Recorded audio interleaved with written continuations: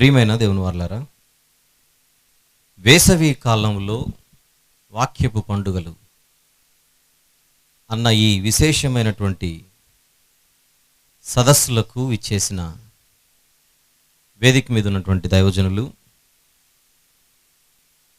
క్రింద ఉండే వాక్యం విందామన్న ఆలోచనతో పైకి రాకుండా అక్కడ కూర్చున్న మిగిలిన దైవ సేవకులు, సుదూర ప్రాంతాల నుండి వచ్చినటువంటి విశ్వాసులు, ప్రియులు, ఎన్నో నెలలుగా ఈ యొక్క సభల కోసం కష్టపడుతున్న ఈ ఉభయ గోదావరి జిల్లాలలో ఉన్నటువంటి ఆత్మీయులు, ప్రతి ఒక్కరికి పేరు పేరున నా హృదయపూర్వక వందనములు తెలియజేయించున్నాను. ప్రియులారా, ఈ మొదటి రోజు రాత్రి వేళ కొన్ని మంచి సంగతులు మనం ఆలోచించడానికి ఈరోజు ప్రారంభమై వరుసగా చివరి దినం వరకు ఏ విషయాలైతే మనం మాట్లాడుకోబోతున్నామో వాటికి తొలి మెట్టుగా ఈ రాత్రి కొన్ని విషయాలు మీ ముందు ఉంచడానికి ఈ రీతిగా నేను నిలబడి ఉన్నాను. ప్రియులారా, వాక్యపు పండుగలు ఈ పేరే అర్థమైతే మనలో ఆనందాన్ని పుట్టించేది, అర్థము కాకపోతే కనీసం ఆలోచింపజేసేది. అర్థం చేసుకోవడానికి ప్రయత్నం చేస్తే అందులోని విలువేంటో అర్థం అవ్వడానికి అవకాశం ఉండేది. ఈ సందర్భంగా బైబిల్లో నుండి ఒక విషయాన్ని మీ ముందుంచి పరిచయం మాత్రం చేసి దీని కొనసాగింపును రేపు మీ ముందుకు తీసుకొని వస్తాను. విందాం జాగ్రత్తగా. క్రీస్తు పూర్వం యూదులను పరిపాలించిన రాజులలో మనకు బాగా తెలిసిన హిజ్కియా గారు ఒకరు. ప్రార్థన చేసి 15 సంవత్సరాల ఆయుష్ను పొందిన రాజుగా మనందరికీ ఆయన చాలా పరిచయం. ఆ హిజ్కియా గారి తండ్రి ఒక ఆయన ఉండేవాడు. హిజ్కియా గారి కంటే ముందు యూదులను పాలించినవాడు. ఆయన పేరు ఆహాజు. ఏం పేరు ఆయన పేరు? ఆహాజు. యూదులకు రాజు. తెలుసు కదూ. 12 గోత్రాల వారైన ఇశ్రాయేలీలు సొలొమోను గారి తర్వాత వచ్చిన అతని కుమారుడు రెహబాము కాలంలో 2 భాగాలుగా డివైడ్ అయిపోయారు. ఉత్తర రాజ్యం, దక్షిణ రాజ్యం అని. దక్షిణ రాజ్యం అయితే 2 గోత్రాలు, యూదులు, బెన్యామీనీయులు. ఉత్తర రాజ్యం అయితే 10 గోత్రాల వారు. అయితే హిజ్కియా యొక్క తండ్రి అయిన ఆహాజు అన్నటువంటి వ్యక్తి యూదులను పరిపాలించేటప్పుడు మిగిలిన 10 గోత్రాల వారు, వారిని ఇశ్రాయేలీలు అని పిలిచేవారు. వీళ్ళనేమో యూదులు, వారినేమో ఇశ్రాయేలీలు. ఆ ఇశ్రాయేలును పాలించే మరొక రాజు ఉండేవాడు. అతని పేరు పెకహు. పేర్లు గుర్తుపెట్టుకోండి చాలు. పెకహు. 10 గోత్రాల వారిని పాలిస్తూ పెకహు అన్నవాడు, 2 గోత్రాల వారిని పాలిస్తూ ఆహాజు అన్న వ్యక్తి. అందరూ సోదరులే. కాకపోతే వారిద్దరి మధ్య ఒక సంఘటన చోటు చేసుకుంది. రాత్రి ఆ సంఘటనను మీ ముందుకు తీసుకొని వస్తున్నాను. ఈ పెకహు అంటే ఇశ్రాయేలీల రాజు ఒకరోజు సోదర జనాంగమైన యూదులతో యుద్ధానికి దిగుతాడు.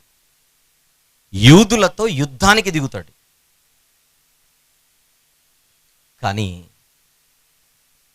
కేవలము 10 గోత్రాల వారిని ఇశ్రాయేలీలే కాదు. ఇక్కడ ఇంకొక చిన్న అడిషనల్ స్టోరీ ఉంది. స్టోరీ అంటే కట్టుకథ కాదు. స్టోరీ అనే ఇంగ్లీష్ పదానికి 2 అర్థాలు ఉంటాయి. కల్పిత కథలను స్టోరీస్ అని అంటాం, వాస్తవ కథలను కూడా స్టోరీ అని అంటాం. వాడుతున్న ఉద్దేశం, వాడుతున్న సందర్భాలు మనకు అర్థం కావాలి.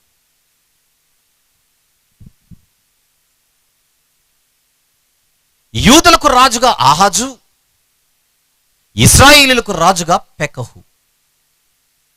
ఒకసారి బైబిల్ ఉన్న వాళ్ళు తెరిచి, తెలుగు బైబిల్, ప్రకటన గ్రంథమైన తర్వాత బైబిల్లో మనకు 4 మ్యాప్లు ఉంటాయి, తీద్దాం. బైబిల్ ఉన్న వాళ్ళందరూ తెరిచి చూద్దాం. ప్రకటన గ్రంథమైన తర్వాత మనకు 4 మ్యాప్లు ఉంటాయి. ఆ 4 మ్యాప్లలో రెండవది చూద్దాం ఒకసారి. రెండవది మనకు కొంచెం అర్థం కావాలంటే ఒకసారి మూడవది చూద్దాం. క్రొత్త నిబంధన కాలపు పాలస్తీనా అని కనబడుతోంది. ఆ మ్యాప్లో యూదయ అన్న ప్రాంతాన్ని మీరు చూడగలగాలి, కిందనే ఉంటుంది. యూదయ అన్న ప్రాంతాన్ని మీరు చూడగలగాలి, అదొక దేశం.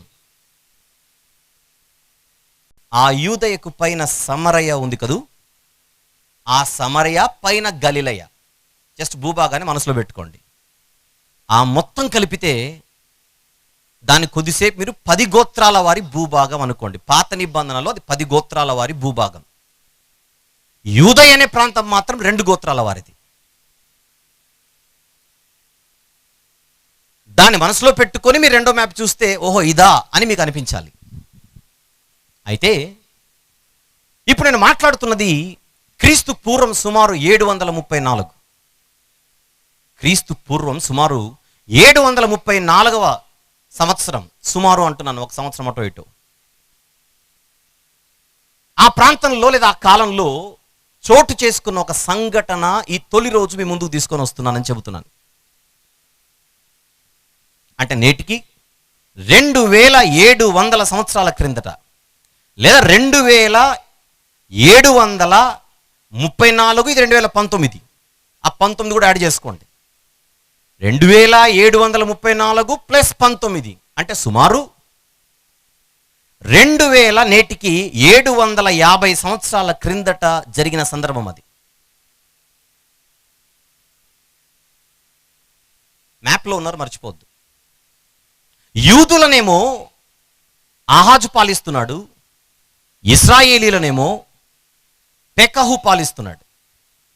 మళ్ళీ మ్యాప్ చూద్దాం. మ్యాప్లో ఇప్పుడు గలిలయ ప్రాంతాన్ని మీరు గమనిస్తూ కుడివైపుకు వెళ్ళగలిగితే, డైరెక్ట్గా కుడివైపుకి వెళ్ళగలిగితే దమస్కు అనే ప్రాంతం కనబడుతుంది, చూడండి. ఉంది కదూ దమస్కు. అది సిరియా దేశపు రాజధాని, అది సిరియా దేశం. నేను చెబుతున్న నేటికి 2750 సంవత్సరాల క్రిందట ఇక్కడ ఆహాజు ఉన్నప్పుడు, అక్కడ పెకహు ఉన్నప్పుడు సిరియా దేశాన్ని పాలించే ఒక రాజు ఉండేవాడు. అతని పేరు రెజీను. ఏం పేరు? రెజీను. మీకు 3 రాజుల గురించి చెప్పాను. ఇప్పుడు 3 రాజుల గురించి చెప్పాను. ఆహాజు, పెకహు, రెజీను. ఆహాజు అన్న ఆయన యూదులకు రాజు, పెకహు అన్న ఆయన ఇశ్రాయేలీలకు రాజు, రెజీను అన్న ఆయన సిరియాకు రాజు. కానీ ఇప్పుడు విషయం ఏంటంటే, ఈ సిరియనులు ఎవరైతే ఉన్నారో వీళ్ళు ఆల్రెడీ యూదుల మీద యుద్ధం చేసి వారిని మట్టి కరిపించే సెలిపోయి ఉంటారు అంతకుముందు.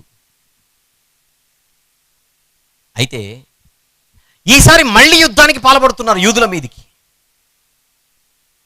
కానీ ఒంటరిగా కాదు. ఆ సిరియనులు అంటే రెజీను రాజుతో ఉన్నటువంటి సైన్యం అండ్ ఆ రాజు ఇక్కడున్న పెకహు అన్నటువంటి ఇశ్రాయేలీల రాజును కలుపుకొని, అర్థం చేసుకోవాలి, చాలా నెమ్మదిగా మాట్లాడుతున్నాను నేను. పెకహు అనే ఇశ్రాయేలీల రాజుతో రెజీను అనేటువంటి ఒక సిరియా రాజు పొత్తు కుదుర్చుకొని లేదా పొత్తు పెట్టుకొని సిరియనులు ప్లస్ ఈ ఇశ్రాయేలీలు మొత్తం 10 గోత్రాల వారు. ఇశ్రాయేలీలను అప్పుడప్పుడు ఎఫ్రాయిమీలు అని కూడా పిలుస్తారు, బైబిల్లో గుర్తుపెట్టుకోవాలి. పాత నిబంధనలు అప్పుడప్పుడు ఎఫ్రాయిమీలు అని కొన్ని సందర్భాల్లో మనకు వాడబడుతున్నప్పుడు 10 గోత్రాల వారిని మనసులో పెట్టుకొని వాడబడుతున్న మాట అది. అన్ని సందర్భాలు కాదు, కొన్ని సందర్భాలు అని చెప్పాను. ఒక దేశం మీదికొస్తేనే ఈ 2 గోత్రాల వారికి చుక్కలు కనపడతాయి. యూదులంటే జస్ట్ 2 గోత్రాల వారు. యూదులంటే జస్ట్ 2 గోత్రాల వారు. ఒక రాజ్యం యుద్ధానికి వస్తేనే కష్టపడాలి వీళ్ళు. అలాంటిది ఏకంగా 2 రాజ్యాల వారు. ఆ 2 రాజ్యాలలో ఒకరు సాక్షాత్తు వీళ్ళ సోదర జనాంగం. ఎంత విడ్డూరం కదా ఇది.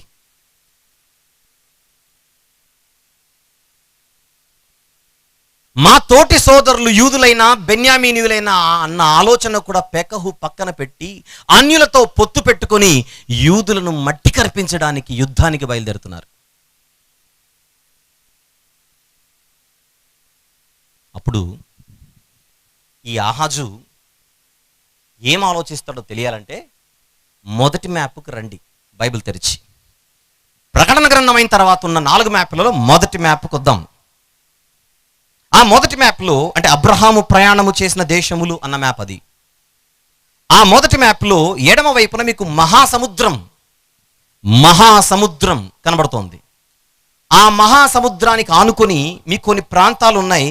ఆ ప్రాంతాలలో యెరూషలేమును మీరు చూడగలగాలి. మోయాబు పైన ఉంది. కనబడిన వాళ్ళు చేయొద్దండి. రైట్.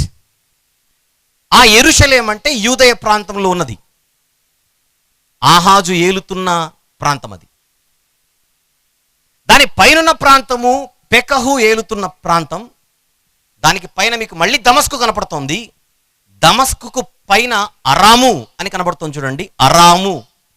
అరాము అంటే సిరియా. అరాము అంటే సిరియా. సిరియాకున్న మరొక పేరు అరాము. అంటే ఇప్పుడు అరామీయులు, ఎఫ్రాయిమీయులు అంటే ఇశ్రాయేలీలు అని చెప్పాను, మళ్ళీ కన్ఫ్యూజ్ అవ్వకూడదు. అరామీయులు లేదా సిరియనులు, ఎఫ్రాయిమీయులు లేదా ఇశ్రాయేలీలు, ఈ ఇద్దరు కలిసి చిన్ని ప్రాంతమైన యూదయ మీదికి యుద్ధానికి వస్తున్నారు. ఇంతకు ఏంటి గొడవ అని ఆలోచిస్తే, ఈ యుద్ధము ప్రారంభమయ్యే వాతావరణం ఉన్న ఆ కాలంలో ఈ ప్రపంచంలో ఒక గొప్ప సామ్రాజ్యంగా వెలిగిపోతున్న ఒక సామ్రాజ్యం ఉండేది. అదే అషూరు సామ్రాజ్యం. అషూరు ఎక్కడుంది? అరాముకు కుడివైపునుంది. చూడండి, అరాముకు కుడివైపునుంది అషూరు. ఉంది కదూ? ఉందో లేదో కనబడిన వాళ్ళు చేయొద్దండి. రైట్. కనిపించకపోతే కనబడిన వాళ్ళని అడగండి, అంతకంటే ఏం చేయలేము. ఇప్పుడు మీకు 3 రాజులు చెప్పాను, ఇప్పుడు 4వ రాజు పేరు చెప్తున్నాను, వినండి జాగ్రత్తగా. యూదులకేమో ఆహాజు, ఇశ్రాయేలీలకేమో పెకహు, సిరియనులకేమో రెజీను. అషూరు చక్రవర్తి. అతను రాజు మాత్రమే కాదు, ఎన్నో రాజ్యాలను ఓడించి తన హస్తగతం చేసుకుని ఒక చక్రవర్తిగా పిలువబడుతున్న అషూరు రాజు. ఇతని పేరు తిగ్లత్ పిలెసరు. ఏం పేరు ఇతని పేరు? తిగ్లత్ పిలెసరు. ఈ పేర్లు గుర్తుపెట్టుకోండి. రేపు నాకు మీకా గ్రంథాన్ని కూడా ఇది పరిచయంలాగా నాకు ఉపయోగపడుతుంది. మీకా గ్రంథంలో కూడా ఈ మ్యాటర్ వస్తుంది, కొంచెం తగులుతుంది. అందుచేత ఇది మర్చిపోకూడదు మీరు.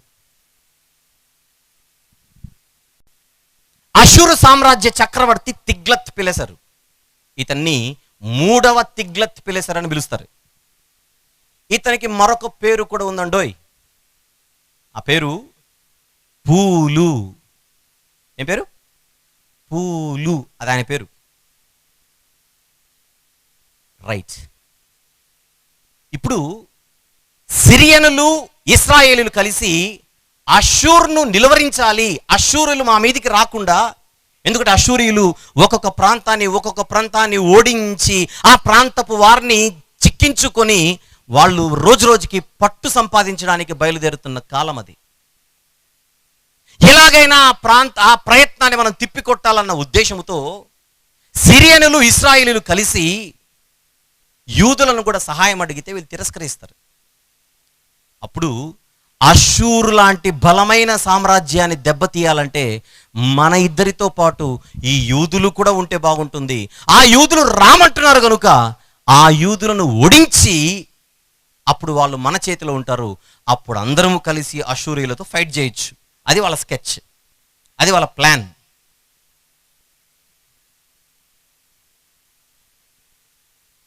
అయితే ఆహాజు ఒప్పుకోడు.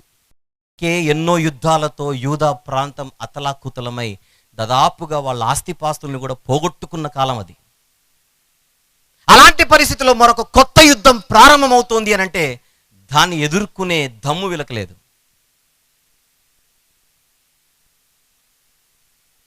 అప్పుడు ఆహాజ్ ఆలోచించి, ఈ టైంలో నన్ను కాపాడేవాడు ఒక్కడే. ఎవరా ఒక్కడు? ఎవరా ఒక్కడు? మీరేమనుకుంటున్నారో చూద్దాం. ఎవరా ఒక్కడు? పేరు చెప్పండి దగ్గరున్నోళ్ళు. ఎవరైనా దేవుడు అనుకుంటున్నారేమో. అష్షూరు రాజు తిగ్లత్ పిలెసర్. ఇప్పుడు నేను వెళ్ళి ఆయన దగ్గర అప్లికేషన్ పెట్టుకొని, రాజా నన్ను కాపాడు, అయ్యా నన్ను కాపాడు అని ఆయన కాళ్ళు పట్టుకుంటే, ఈ సిరియనుల నుండి, ఈ ఇశ్రాయేలు నుండి నన్ను అతను కాపాడగలడు అని ఆలోచిస్తున్నాడు.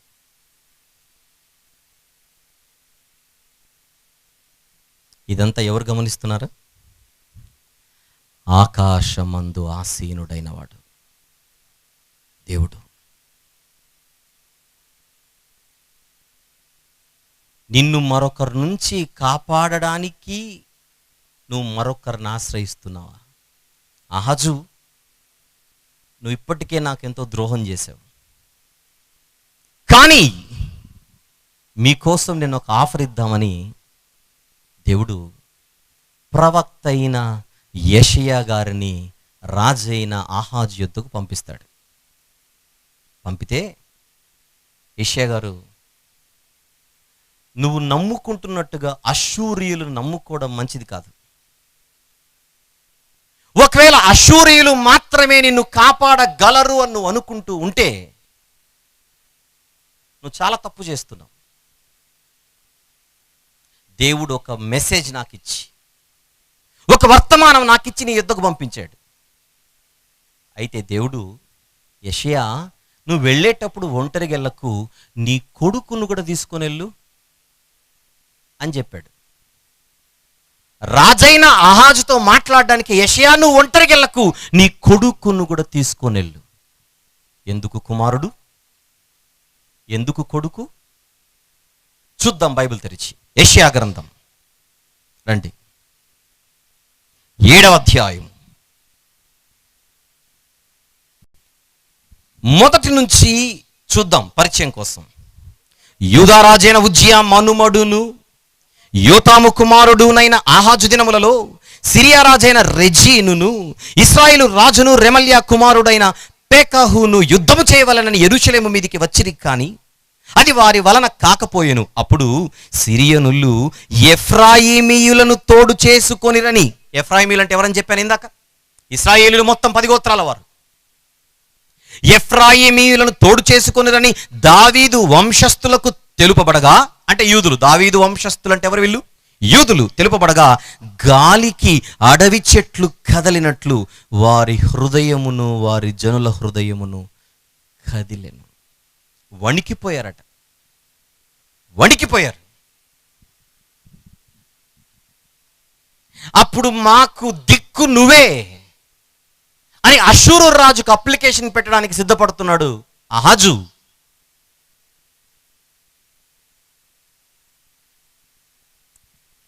ఇదంతా మీకు రాజుల 2వ గ్రంథం 16లో ఉంటుంది, తర్వాత చదువుకోండి. రాజుల 2వ గ్రంథం 16తో పాటు దినవృత్తాంతముల 2వ గ్రంథం 28వ అధ్యాయంలో కూడా ఉంటుంది. రెఫరెన్స్ కోసం ఇస్తున్నాను, చదువుకోండి తర్వాత. రాజుల 2వ గ్రంథం 16 కానీ దినవృత్తాంతముల 2వ గ్రంథం 28వ అధ్యాయం కానీ.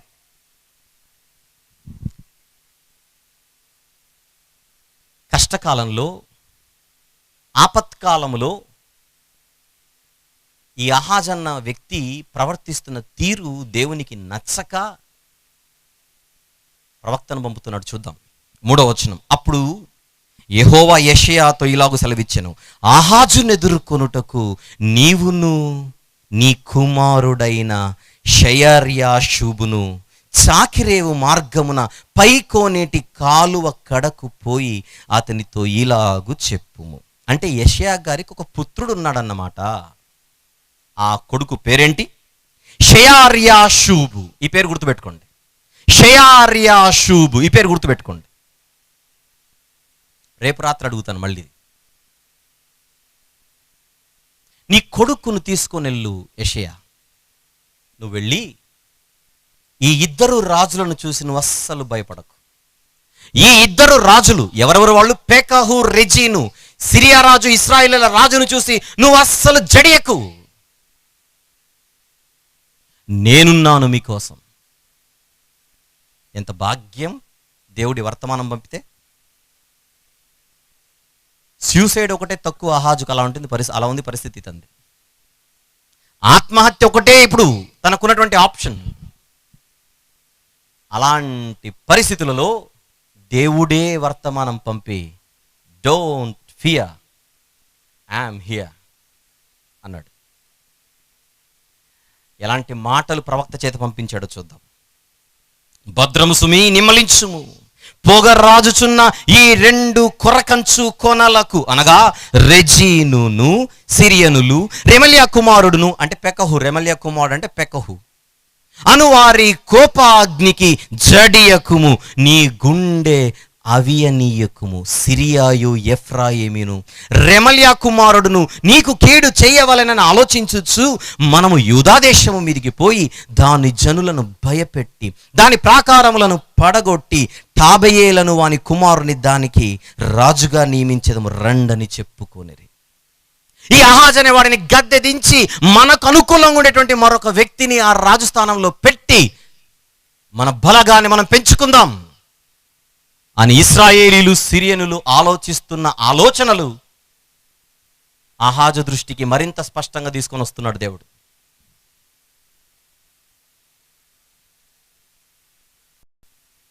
7వ వచనం, అయితే ప్రభువైన యెహోవా ఇలాగు సెలవిచ్చుచున్నాడు, ఆ మాట నిలువదు, అది జరగదు.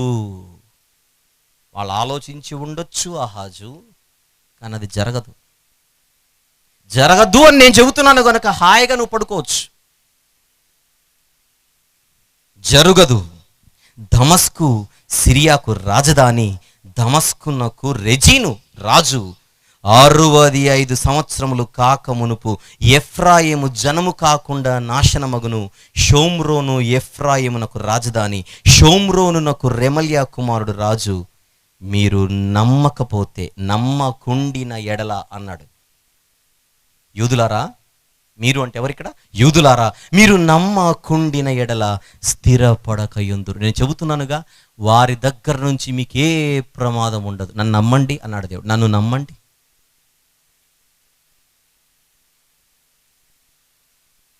ఇక దీనితో పాటు అహాజుకి దేవుడిచ్చిన మరొక పెద్ద ఆఫర్ ఏంటంటే, అహాజు, మరి నేను చెబుతున్న వాటలు నువ్వు నమ్ముతున్నావో నమ్మట్లేదు, ఒకవేళ నీ నమ్మకం ఇంకా పెరగాలంటే నీకు కావాలి అని నువ్వు అనుకుంటే ఏ సూచనైనా అడుగు.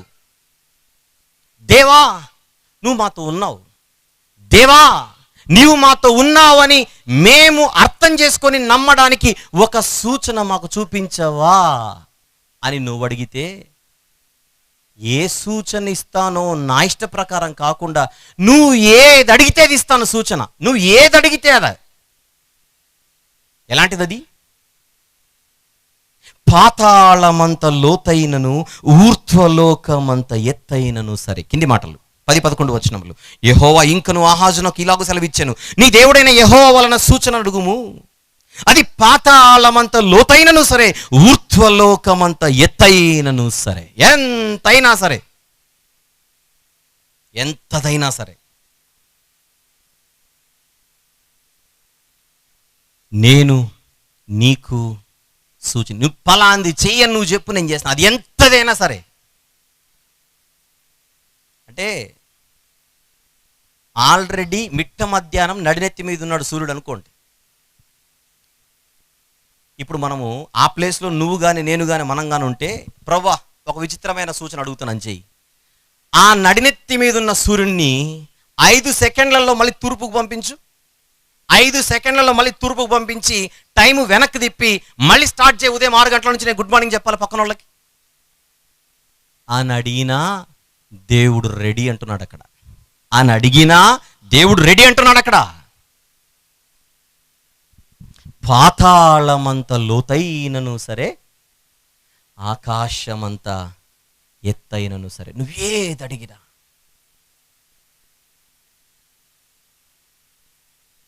అప్పుడు ఆహాజు ఏమంటున్నాడో చూద్దాం. నేను అడుగను, యెహోవాను శోధించను. ఈ జవాబు వినగానే ఆహా, ఎంత మంచి మనసు ఆహాజుది అని అనిపించట్లేదు? అమ్మో, దేవుణ్ణి నేను అడగను, నేను దేవుణ్ణి శోధించను. అమ్మా, ఆ జవాబు వినగానే ఎంత మంచి మనసు ఆహాజుది అన్న ఫీలింగ్ కలగట్లేదు మనకు? ఒకవేళ ఆ ఫీలింగ్ ఎవరికైనా కలిగింటే అర్జెంటుగా తీసేయండి, దాన్ని అర్జెంటుగా తీసేయండి. నేను దేవుణ్ణి అడగను అని అంటుంది, అమ్మో దేవుణ్ణి అడిగేంత సీన్ నాకు లేదు అని కాదు. ఆహాజు ఆల్రెడీ డిసైడ్ అయిపోయాడు, నేను పొత్తంటూ పెట్టుకుంటే అశూరిలతోనే పెట్టుకుంటాను. నన్ను కాపాడేవాడు ఎవడైనా ఉండాలంటే తిగ్లత్ పిలేసరు మాత్రమే. ఇప్పుడు గనుక ఈ దేవుడిని నేను సూచన అడిగితే ఆయన చేసేస్తానంటున్నాడు. ఇప్పుడు నేను ఏదడిగినా చేస్తానంటున్నాడు. ఒకవేళ చేశాడే అనుకో, చచ్చినట్టు ఇంకా ఆయన మాట కట్టుబడి బతకాలంతే. ఈ గొడవ ఎందుకు? అదేదో ఆ బలవంతుడైన తిగ్లత్ పిలేసర్తో నేను పెట్టుకుంటే, తిగ్లత్ పిలేసర్తో నేను పెట్టుకుంటే నేను సేఫ్గా ఉంటాను కదా అని దేవాది దేవుడైన ఆయన మాటను పక్కకు పెట్టి నేను అడగను అంటున్నాడు. ఎప్పుడైతే నేను అడగను అంటున్నాడో యెషయా గారికి బీపీ రేజ్ అయింది. ఆయన ఇచ్చిన ఆన్సర్లోని ఉద్దేశం ఏంటో ఆయనకు తెలుసు కనుక కిందేమంటున్నాడు చూడండి. చెప్పగా 13వ వచనం, నేను అడుగను యెహోవాను శోధింపనని చెప్పగా అతడు ఇలాగు చెప్పెను, దావీదు వంశస్థులారా వినుడి, మనుషులను విసికించుట చాలదనుకుని నా దేవుని కూడా విసికింతురా. ఆయన ఆన్సర్ వింటే ఎంత గొప్ప ఆన్సర్ అని మనకు అనిపించింది. యెషయా గారు మాత్రం లేచాడట్లే దిగ్గున. దేవుణ్ణి విసికిస్తారా మీరు? ప్రభువా, నువ్వు నాతో ఉన్నావని నాకు ఒక సూచన చూపించవని అడుక్కోవలసిన వాళ్ళం మనం. అలాంటిది నీకోసమే దేవుడు ఒక మెట్టు దిగి నీకు సూచనలు ఇస్తానంటే అది తీసుకోవడానికి కూడా నీకు ఒళ్ళు బద్ధకమై, తల పోగురై, కళ్ళు నెత్తికెక్కి ఆపత్కాలమందు ఆశ్రయించవలసిన ఆ దేవుణ్ణి పక్కకు పెట్టి ఒక మనిషిని నమ్ముకుంటున్నావా నీవు? రాజులను నమ్ముకొనుట కంటే, మనుషులను ఆశ్రయించుట కంటే యెహోవాను ఆశ్రయించుట మేలు. ఇది తెలియకుండా ఆహాజు చేస్తున్న ఒక పిచ్చి పని చూడండి. ఇక్కడ పిచ్చి పని.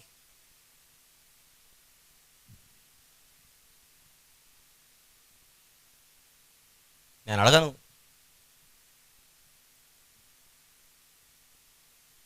అప్పుడు యెషయా గారు, నువ్వు అడక్కున్న దేవుడు ఒక సూచన ఇస్తున్నాడు. ఇప్పుడు నువ్వు వద్దన్న సూచన ఇస్తాడు. ఇప్పుడు ఇస్తున్నాడు, అది నువ్వు వినాలి. ఆహాజు,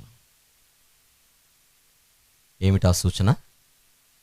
యెషయా గ్రంథం 7వ అధ్యాయము 14వ వచనం. అదే ఈరోజు మన వాక్య పఠనం. వద్దాం, యెషయా గ్రంథం 7:14. కాబట్టి ప్రభువు తానే, నువ్వు వద్దన్నావుగా, నేను అడగనన్నావుగా, అందుకే తానే ఒక సూచన మీకు చూపును, ఆలకించుడి.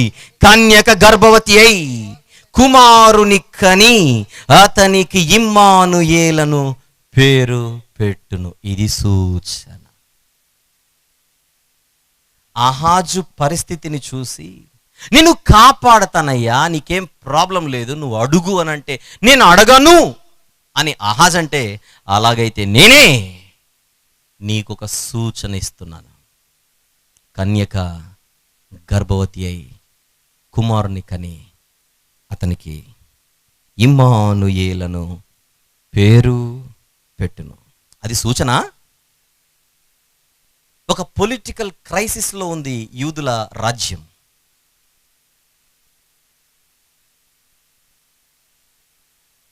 యూదుల రాజకీయ వాతావరణం చాలా భయంకరమై అతలాకుతలమవుతోంది. ఆ పరిస్థితిలో దేవుడిస్తున్న సూచన ఏంటి? కన్యక గర్భవతి అయి కుమారుని కని అతనికి ఇమ్మానుయేలను పేరు పెట్టును, ఇమ్మానుయేలను పేరు పెట్టును. అడుగుతున్నాను ప్రశ్న, ఇక్కడున్న కన్యక ఎవరు? అక్కడున్న ఇమ్మానుయేలు ఎవరు? కన్యక ఎవరో చెప్పండి, కన్యక పేరు చెప్పండి. మరియమ్మ. ఇమ్మానుయేలు ఎవరు? యేసుప్రభు. అది అలానే మనసులో పెట్టుకొని కింద 15కు రండి, ఒకసారి 15కు రండి. మీరు ఇచ్చిన జవాబు మనసులో పెట్టుకొని 15కు రండి. కీడును విసర్జించుటకును మేలును కోరుకొనుటకును అతనికి తెలివి వచ్చినప్పుడు. ఎవరికి తెలివి వచ్చినప్పుడు? ఇమ్మానుయేలుకి. 14వ వచనంలో చెప్పబడిన బిడ్డ ఇమ్మానుయేలు. అతనికి తెలివి వచ్చినప్పుడు అతడు పెరుగు తేనెను తినును. కీడును విసర్జించుటకును మేలును కోరుకొనుటకును ఆ బాలునికి. ఏ బాలునికి? ఇమ్మానుయేలు అనే బాలునికి తెలివి రాకమునుపు నిన్ను భయపెట్టు ఆ ఇద్దరు రాజుల దేశము పాడు చెయ్యబడును. అది 16. 14 కన్యక గర్భవతి అయి కుమారుని కనును అతనికి ఇమ్మానుయేలను పేరు పెట్టును. 15వ వచనం, కీడును విసర్జించుటకును మేలు కోరుకొనుటకును అతనికి తెలివి వచ్చినప్పుడు అతడు పెరుగు తేనెను తినును. కీడును విసర్జించుటకు మేలును కోరుకొనుటకు ఆ బాలునికి తెలివి రాకమునుపు. సహజంగా పిల్లలకి మేలేంటో కీడేంటో మంచేంటో చెడేంటో కనీసం తెలియాలంటే ఎంత వయసు రావాలి? జనరల్గా యావరేజ్గా కనీసం ఒక 2 ఏళ్ళు లేదా 3 ఏళ్ళు, అంతేనా? బిడ్డకి ఇది మంచి చెడు ప్రమాదం ఇదంతా తెలియాలంటే కనీసం ఒక 2 నుంచి 3 ఏళ్ళు రావాలి. ఇప్పుడు చూద్దాం, అది ఆ వయసును మనసులో పెట్టుకుందాం. 16వ వచనం, కీడును విసర్జించుటకు మేలును కోరుకొనుటకు ఆ బాలునికి తెలివి రాకమునుపు. ఇమ్మానుయేలు అను ఆ బాలునికి 2 లేదా 3 ఏళ్ళు రాకముందే ఇమ్మానుయేలను బాలుడు పుట్టి ఆ పుట్టిన బిడ్డకు 2 లేదా 3 ఏళ్ళు రాకమునుపే ఏం జరుగుతుంది? నిన్ను భయపెట్టు ఆ ఇద్దరు రాజుల దేశము పాడు చేయబడును.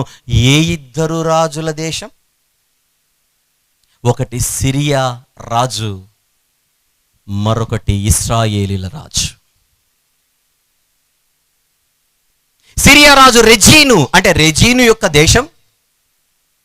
ఇశ్రాయేలీల రాజు పెకహు, అంటే పెకహు యొక్క దేశం. ఆహాజు, నీ కళ్ళ ముందు వాళ్ళు ఇంకా బతికే ఉన్నారు. నీ కళ్ళ ముందు వాళ్ళిద్దరి రాజ్యాలు బలంగానే ఉన్నాయి. కానీ యూదులతో నేనున్నాను అని ప్రజల మధ్య నిరూపించడానికి నేను త్వరలో ఒక బిడ్డను పుట్టించబోతున్నాను. ఆ బిడ్డ ఎప్పుడు పుడతాడు? రెజీను బతికుండగానే పుడతాడు. ఆ బిడ్డ ఎప్పుడు పుడతాడు?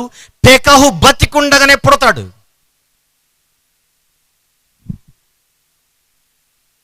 లేదా ఆ 2 దేశాలు ఈరోజు నీ కళ్ళ ముందు ఎంత బలంగా అయితే ఉన్నాయని నువ్వు చూస్తున్నావో ఆ 2 దేశాలు ఇంకా బలంగా ఉన్నప్పుడే ఇమ్మానుయేలు అన్న బాలుడు పుడతాడు.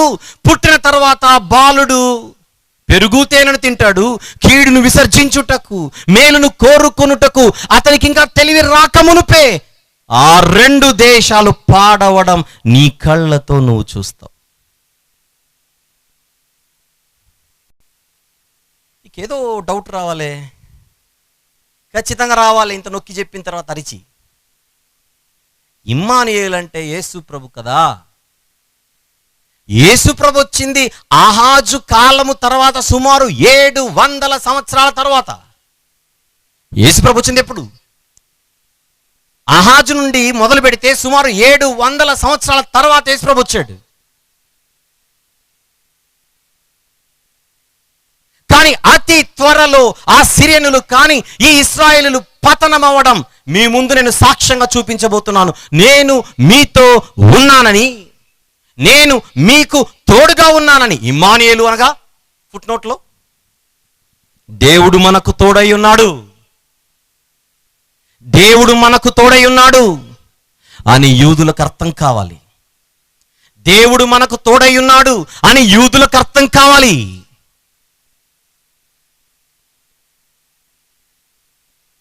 నేను మీతో ఉన్నానన్న సంగతి రాజుతో సహా యూదులందరికీ తెలియవలసిన అవసరత ఉండగా మీరొద్దనుకుంటున్నారు. మీరొద్దనుకున్నా నేనే ఒక సూచన ఇస్తున్నాను. త్వరలో మీ మధ్యలో ఒక బిడ్డ పుడతాడు. ఆ బిడ్డ పుట్టి ఇంకా సరైన ఊహ ఆ బిడ్డకు రాకముందే ఆ 2 దేశాల పతనం. ఈ సందర్భానికి 700 సంవత్సరాల తర్వాత రాబోయే యేసు ప్రభుకి ఏమైనా మీకు కనెక్ట్ అవుతుందా? ఆలోచిస్తున్నారా? వాళ్ళున్న వాతావరణం ఏంటి, వాళ్ళున్న పరిస్థితులు ఏంటి? ఆ పరిస్థితులలో ఎప్పుడో 700 సంవత్సరాల తర్వాత ఇమ్మానుయేలు వస్తాడు. ఆ ఇమ్మానుయేలు పుట్టి ఊహ ఇంకా రాకముందే, అంటే పెరుగు తేనె తింటూ కీడు మేలేంటో తెలియని పరిస్థితిలో ఆయన ఉన్నప్పుడు అది జరిగేలోగా ఈ 2 దేశాలు, ఈ 2 రాజుల యొక్క దేశాలు పాడవుతాయి అని దేవుడు చెబుతున్నాడా? ఒకవేళ అలా చెబుతుంటే మనకేమైనా అర్థమైనట్టు అనిపించట్లేదే? ఆ వాతావరణము, ఆ సందర్భము, ఇదంతా మనం పైనుంచి మొదటి వచనం నుండి చదువుకుంటూ వస్తే ఏదో ఆ సూచన త్వరలోనే జరగాల్సిన సూచనగా కనబడట్లేదు మీకు? రేపో మాపో జరగవలసిన, రేపో మాపో నెరవేరవలసిన సూచనగా, ఒక ప్రవచనంగా అనిపించట్లేదు? మత్తయి సువార్తలో ఉందిలేండి, మీకు అది కనెక్ట్ అవుతుంటుంది మెల్లగా. మత్తయి సువార్తలో ఈ ప్రవచనం నెరవేరిందని మత్తయి సువార్త 1వ అధ్యాయంలో ఉంటుంది. కొద్దిసేపు అది అలానే ఉంచి మనం ఆలోచిద్దాం ధర్మంగా.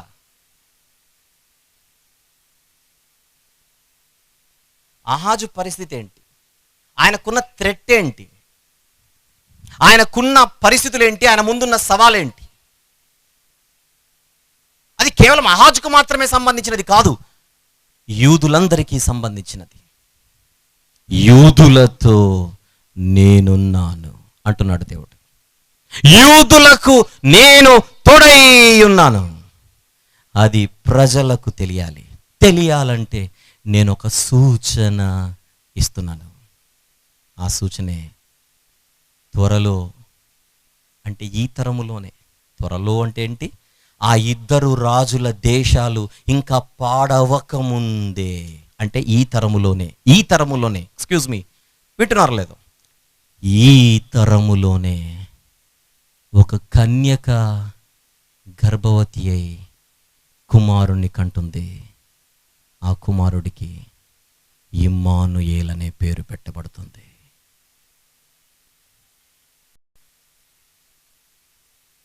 ఏం అర్థం కావట్లేదు కదా? నేను చెబుతున్నదేమో అవును కదా అని అనిపించట్లేదు మీకు? నిజమే కదా అని అనిపించట్లేదు? అనిపించాలి. మరి నా కోటేస్తారా? మత్తయి సువార్తలో చూద్దాం, మొదటి వచనం, క్షమించండి 1వ అధ్యాయం, మత్తయి సువార్త 1వ అధ్యాయం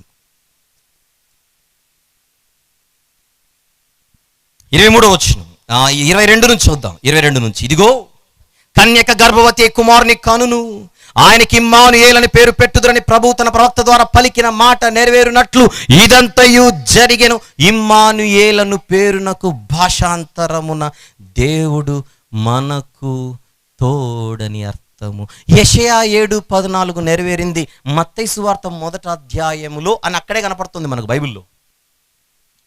బైబిల్లో ఏమో యెషయా గ్రంథం 7వ అధ్యాయం 14వ వచనంలో ఉన్న ప్రవచనం ఏదైతే ఉన్నదో ఆ ప్రవచనము ప్రవచింపబడిన తరువాత 700 సంవత్సరాల తర్వాత నెరవేరిందని మత్తయిలో చూస్తుంటే, యెషయా గ్రంథంలో ఉన్న సందర్భం మాత్రం మనల్ని మరోలా ఆలోచింపజేస్తోంది. ఏమని? అదేదో త్వరలోనే జరగవలసినట్టుగా ఆ సూచన కనబడుతోంది. ఆహాజున్న పరిస్థితికి, యూదులున్న పరిస్థితికి ఆ సూచన త్వరగా జరిగితేనే దానికి ఒక అర్థం ఉంటుంది. కానీ ఎప్పుడో 100 సంవత్సరాల తర్వాత ఆ సూచన నెరవేరితే అది ఎలా దీనికి కనెక్ట్ అవుతుంది? ఈ డౌట్ అందరికీ రావాలి చదివితే. అదే అడుగుతున్నాను ప్రశ్న.